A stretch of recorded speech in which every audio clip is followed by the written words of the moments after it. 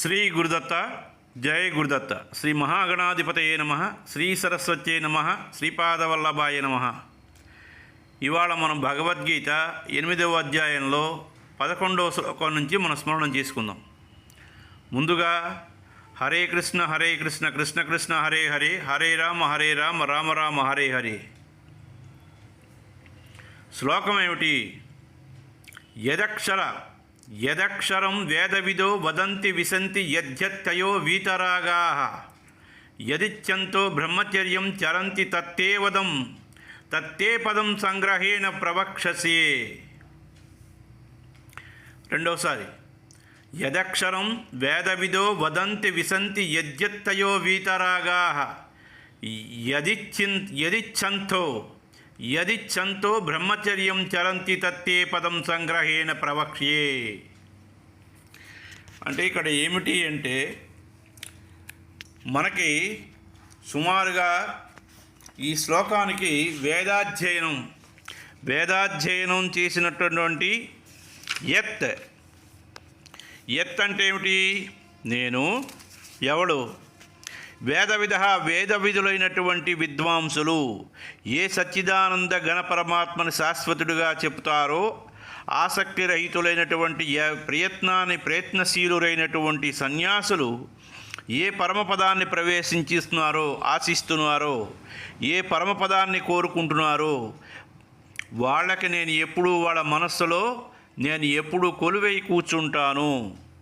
ఎవడైతే నిత్యం బ్రహ్మచర్య వ్రతాన్ని ఆచరిస్తారో అటువంటి వాళ్ళు పరమపదం గురించి నేను తప్పనిసరిగా వాళ్ళ హృదయంలో కొలువై కూర్చుంటాను అని ఇక్కడ మనకి సాక్షాత్తు శ్రీకృష్ణ పరమాత్మ చెబుతున్నటువంటిది. ఇంతకీ పరమపదం అంటే ఏమిటి?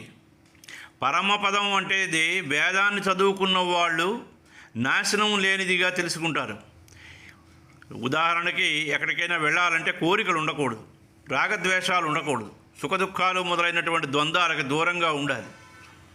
ఆ పరమపదాన్ని పొందడానికి ఎంతోమంది బ్రహ్మచర్యం అంటే బ్రహ్మని అనుష్ఠానం చేస్తూ ఉంటారు. బ్రహ్మపదం గురించి ఎంత చెప్పినా ఇంకా ఎన్నో దాని గురించి పూర్తిగా అది సాధారణమైనటువంటి మన వాళ్ళకి ఇంకా అది అంతుపట్టనటువంటి విషయం.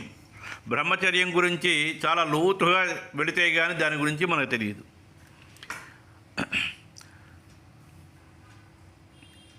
ఇప్పుడు మనకేమిటి అంటే ఇంకో శ్లోకం, 12వ శ్లోకం. సర్వద్వారాణి సంయమ్య మనోహృది నిరుధ్యచాః మూర్ధ్నా ధాయాత్మనాః ప్రాణమాస్థితో యోగధారణం. సర్వధర్మాణి సంయమ్య మనోహృది నిరుధ్యచ మూర్ధ్నా ధాయాత్మనః ప్రాణమాస్థితో యోగధారణం. 13వ శ్లోకం. ఓం ఇత్యేకాక్షరం బ్రహ్మ వ్యాహరన్ మా మనుస్మరన్ యం ప్రయాతి త్యజంత్యేహం స యాతి పరమాంగతిం. రెండవసారి, ఓం ఇత్యేకాక్షరం బ్రహ్మ వ్యాహరన్ మా మనుస్మరన్ యం ప్రయాతి త్వజందేహం సా యాతి పరమాంగతిం. ఎవడైతే ఇంద్రియాల తాలూకా ద్వారాలని, అంటే ఇక్కడ ఏమిటి అంటే సర్వద్వారాన్ని సర్వేంద్రియాలు నిగ్రహించి, అలాగే మనస్సుని హృదయం స్థిరంగా ఉంచి, ప్రాణాన్ని మూర్ధన స్నానం అంటే సహస్రారంలో స్థిరంగా ఉంచి పరమాత్మ తాలూకా ధ్యానమునందే నిమగ్నుడై ఏ పురుషుడు అయితే ఉంటాడో అటువంటి వాళ్ళకి నాకు చాలా ఇష్టడు. సర్వేంద్రియాలు నిగ్రహించి మనస్సును హృదయం నుంచి స్థిరంగా ఉంచగలిగితే, మనస్సు ద్వారా ప్రాణాన్ని మూర్ధ స్నానం అంటే సహస్రారంలో స్థిరంగా ఉంచి మనం ఎవడైతే జపం చేస్తారో వాళ్ళు నాకు సర్వశ్రేష్ఠులు అని చెప్తున్నారు. అంటే ఇంద్రియ ద్వారాలను మూసివేయడం అంటే మనలో ఉండేటువంటి కామ కోరికలు మనల్ని ఎప్పుడూ కూడా మనం ఒక శ్రేష్టమైనటువంటి స్థితికి వెళుతున్నప్పుడు ఈ ఇంద్రియాలు అనేవి, కోరికలు అనేవి మనల్ని ఇబ్బంది పెడుతూ ఉంటాయి. వాటిని నాశనం చెయ్యాలి. ఎందుకంటే ఇంద్రియాలను నాశనం చేయకపోతే మనం ఉత్తమమైనటువంటి శ్రేష్టమైనటువంటి సాధనలోకి పురోగతి సాధించలేము. అది ఇక్కడ ఇంద్రియ ద్వారాలు మూసివేయడం అంటేను. అలాగే ఇంకో శ్లోకం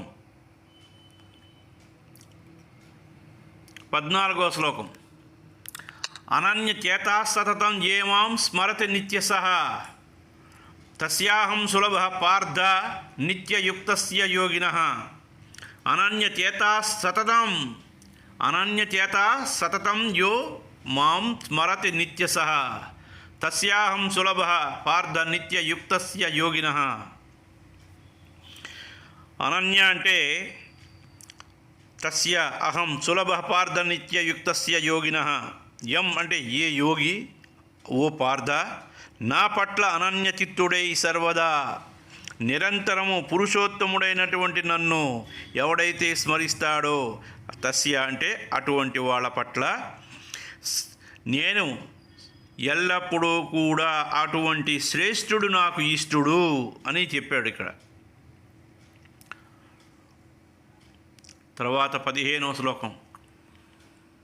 మాముపేత్య పునర్జన్మ దుఃఖాలయ మశాశ్వతం నాప్నువంతి మహాత్మనా సంసిద్ధిం పరమాంగతాః. రెండోసారి. మాముపేత్య పునర్జన్మ దుఃఖాలయ మశాశ్వతం నాప్నువంతి మహాత్మాన సంసిద్ధిం పరమాంగతాః. సాధకుడు ఎప్పుడు కూడా మనకేమిటంటే ఆప్నువంతి అత్యుత్తమమైనటువంటి సిద్ధిని పొందినటువంటి మహాత్ములు నన్ను పొందిన తరువాత దుఃఖాలకి నిలయమైనటువంటి క్షణభంగురమైనటువంటి పునర్జన్మని ఆప్నువంతి అంటే పొందరు.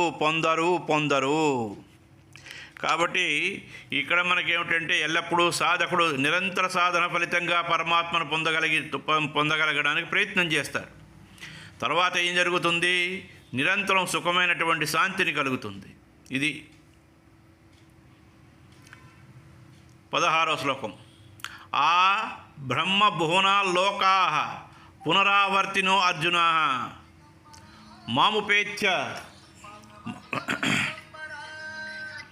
మాముపేత్యతు కౌంతేయ పునర్జన్మన విద్యతే.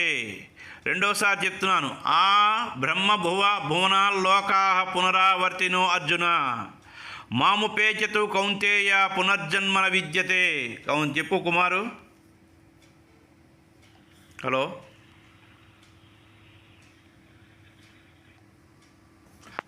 అంటే ఇక్కడ మనకేమిటి అంటే,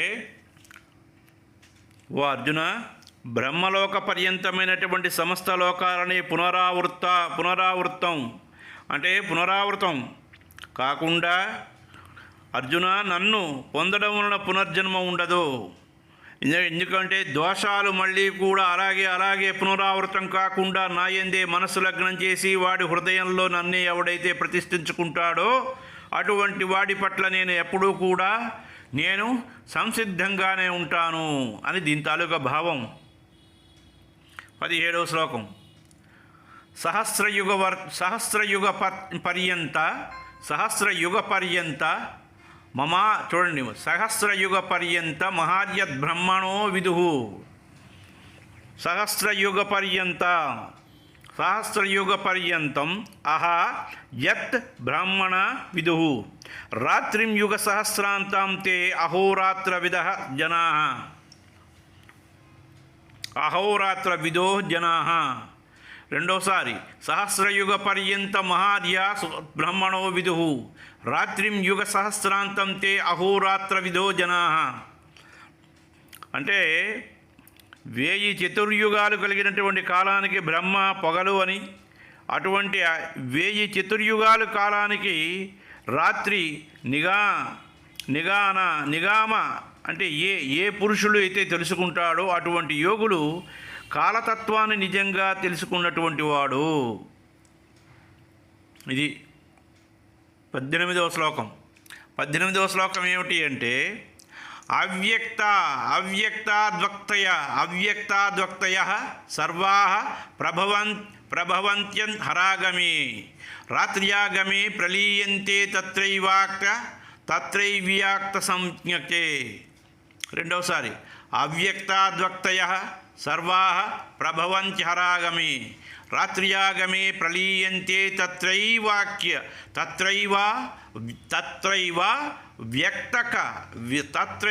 వ్యక్త సంజ్ఞకే.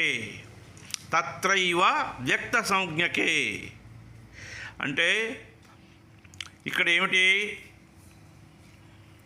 ఇక్కడ ప్రపంచంలో ఉన్నటువంటి సర్వ భూతాల యందును, ఇక్కడ భూతము అంటే భూతాలు దెయ్యాలు కావు, భూతము అంటే కాలానికి సంబంధించినటువంటిది.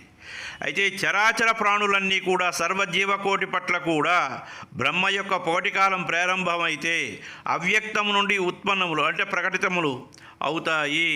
బ్రహ్మ తాలూకా రాత్రికాలం ప్రారంభం అయితే అవ్యక్తమనే పేరు కలిగినటువంటి బ్రహ్మం తాలూకా సూక్ష్మ శరీరం లీనమవుతుంది.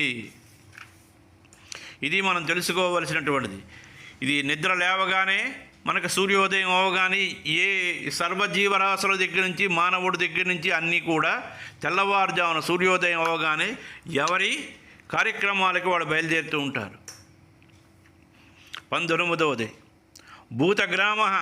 భూతగ్రామ స ఏవాయం భూత్వా ప్రలీయతే రాత్ర్యాగమే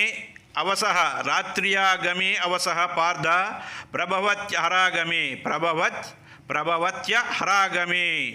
రెండవసారి భూతగ్రామ స ఏవాయం భూత్వా ప్రలీయతే రాత్ర్యాగమే అవసః పార్థ ప్రభవత్య హరాగమే. పార్థ అంటే అర్జున, అటువంటి ఉపర్యుక్తమైనటువంటి ఈ భూత సముదాయాన్ని మళ్ళీ ఉత్పన్నం అవుతూ ఉంటుంది.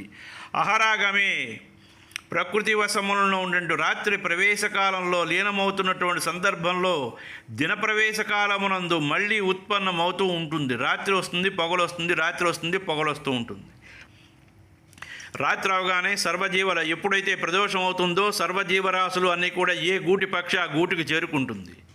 ఎప్పుడైతే రాత్రి పూర్తిగా 9 గంటలైందో వెంటనే అన్ని సర్వజీవరాశులు నిద్రావస్థలోకి వెళ్ళిపోతాయి. ఎప్పుడైతే మళ్ళీ కూడా బ్రహ్మముహూర్తంలో మళ్ళీ వెంటనే అన్ని సర్వజీవరాశులు మళ్ళీ మేల్కుంటాయి. ఇది సంగతి. 20వ శ్లోకం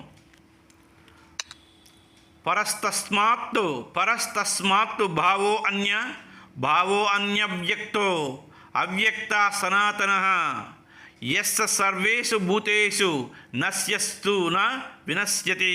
రెండవసారి పరస్తస్మాత్తు భావో అన్య అవ్యక్తో అవ్యక్త సనాతనః యః స సర్వేషు భూతేషు నశ్యస్తు న వినశ్యతి. అంటే అవ్యక్తు అంటే అయితే అవ్యక్తము కంటే ఎంతో పరమైనటువంటి విలక్షణమైనటువంటి మరి ఒకటి ఏ సనాతనమైనటువంటి అవ్యక్తమైనటువంటి భావం అయితే ఉందో ఆ పరాప్రకృతి కలిగినటువంటి దివ్య పురుషుడు సమస్తమైనటువంటి భూతాలు నశించిపోడు. ఇప్పుడు ఏ ప్రకృతి తీసుకున్నా భగవంతుడే ఉంటాడు మనకి, ఆ పదార్థమే.